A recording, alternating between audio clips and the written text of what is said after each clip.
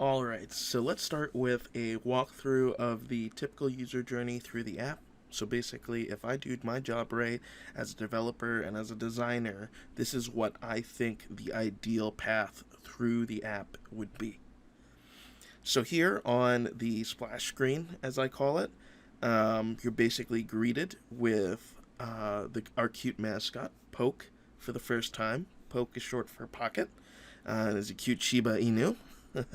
And he's supposed to serve as a sort of Clippy character for you, your personal assistant, and as the button says, a Pocket co-founder for you to basically do the jobs of a typical COO would have for you. So that's really the objective of the app for the Poke mascot, is to be able to provide some of the kind of managerial on a day-to-day basis, the operations basis, kind of be able to push that onto our helpful assistant here. Alright, I think everyone wants to have Poke as their co-founder, so let's adopt him. So here you'll see the start of the orientation for the app. Here we have, by the bottom, kind of text bubble. You just tap on the text bubble to advance the text. I'll let you read it on your own. I'll just kind of tap through it. On this screen, you'll see kind of a brief walkthrough of some of the central tenets of the app. Again, Poke makes a wonderful appearance, looking very cute. So going through just with the walkthrough here, you can read it the rest on your own, but just the main gist. So you have the planner portion of the app. You have the founder decks, which is coming soon, which is kind of more of some social features that'll help you connect with other founders, mentors, and investors. Coming soon down the road. And Pokefounder University, which is very under construction, but will be kind of a Duolingo style portion of the app. Learn as you go, on demand, whenever you need it, backed by the context of what you've put in through the app in the planner section, and any logging that you do on the work portion of the app. So when we get started, the app asks to know basically where you are in your startup journey. So, let's just choose, for the sake of the walkthrough here that I'm doing with the app, we're just in ideation. So continuing. So going on to the orientation for the planner portion of the app. Just noticing right now, and I think I've had discussions with other people, but, in the future when I have more time, I'll probably have different versions of the Poke graphic, so different greetings, so that people don't confuse the overall orientation with any of the orientations for any of the subsequent portions of the app. But, for right now, this is kind of a placeholder graphic, but this is a separate orientation screen, though the orientations look pretty similar, just to make it easier on me to design them all. They all look the same. It's also to hopefully make it look consistent, allow people to know that this is an orientation. But basically, for the app to really function correctly, and something that I think will bring you some really great benefit as a founder, is the planner in the app. So let's just go through it. I'll tap through the text, kind of read it on your own time, or since you're watching it on YouTube, you could strategically pause, but I'll let you experience it through the app itself. So with the planner, the main process of the app, as I've stated in previous developer updates, basically a kind of not necessarily watered down, but kind of a lighter weight version of the KPI tracking that might be happening, KPI and OKR tracking process that you might see at some larger companies. Kind of made it more lightweight, more agile for a startup to be able to use more effectively. So we look at goals, milestones, and tasks. So just going back, goals. So like, why are we working? Like, what has the customer or the team stated that needs to be done? That kind of orients why we need to be working. We have the milestones, which kind of tracks how we're going to be doing what we're doing. And the tasks, which are literally what are we doing, right? So tasks to hit the milestones, which accomplish the goals. So we look at the GMT process there. So to get started, kind of asking how would you create the goal. So for right now, as of version 1.0.31, the goal can only be directly edited for now. So you're just typing it in. I need to actually add, just mindlessly tapped there, and notice something that I need to go back and fix. So a little prompt, right? We have to create a goal, and a little header there to ask why are we working. So in the case of this, just applying a placeholder thing. Oh boy, this goal is coming up, but release the app by Labor Day. 2023. So we'll save that goal, and gets put into the goals, milestones, and tasks tab of the planning portion of the app. So you can continue on by creating more goals, creating milestones that you can attach to the goals, or creating tasks. So from here, the top right plus, that's what I hit there. Whoops, I hit the back there. Hit the plus here. This is all from scratch. So basically, if you are trying to create a milestone, that's only possible if there's a goal, because you need to attach a milestone to a goal. Task, obviously, needs to have a goal or a milestone. Now, there is technically unattached tasks, so you can create a task and not have a goal or a milestone, but that's kind of hidden away in the process. So technically, you can just create like an impromptu task that's not attached to anything. Those come up. I totally understand that those happen. Try to disincentivize it. It's kind of there's some design features in the task editor to kind of dissuade you from creating unattached tasks. But sometimes you need to do it. Totally get it. And so there's that portion of the app. So yeah, that's the planning portion of the app. There's a work portion of the app. Something that slowly over time, not as enjoyed. But something that's necessary. So you have the to-do. The to-do is empty since I haven't created any tasks yet.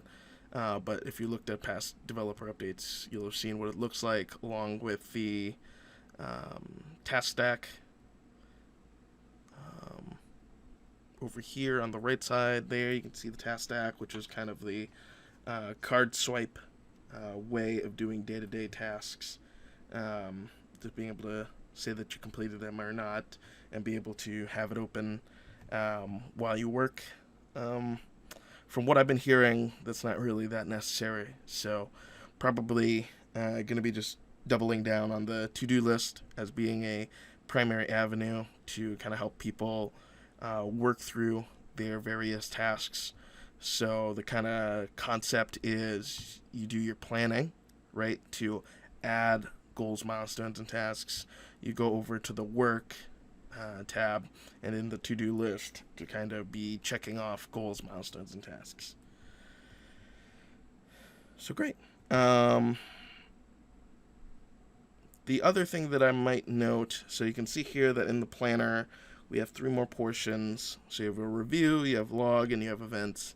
Events probably coming in the far future, probably not with the initial app release, so that button's actually going to be gone for a little while. But logging, I think, is important. So when you come up with a metric, so these are your actual KPIs, there might be some metrics that you need to track. I'm a big proponent of making sure that founders take care of their mental health.